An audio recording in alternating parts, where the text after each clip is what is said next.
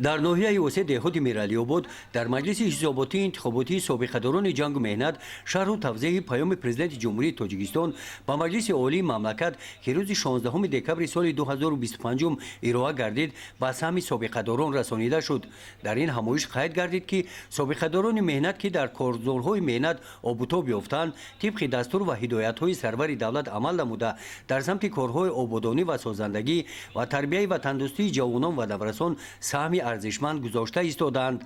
طبق دستور و هدایت‌های راهبری دولت عمل نموده همین است که با پیشکاری این پیران روزگار دیده از جانب فرزندان آنها در دهات میرعلی‌آباد مساحت زیاده از 3 کیلومتر راههای محلی دهات منفش کرده شده و بنیاد یکچند پل بین دهه مشکلات ساکنان این دهه‌ها را حل نمودند. قید گردید که در دهات میرعلی‌آباد با استقبال جشن بزرگ ملی 35 سالگی استقلال دولتی جمهوری تاجیکستان در دایره وسعت کارهای آبادانی و سازندگی در قطار دیگر تشکیلات و مؤسسه‌ها سابقه‌داران مهنت هم سهم ارزشمند خواهند گذاشت.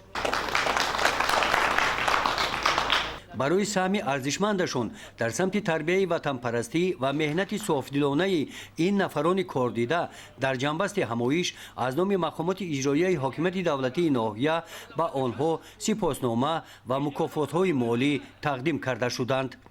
گزارش خواجه نظریف خدای نظر ظهوروف از ناحیه وسه برای برنامه اطلاعاتی نوید.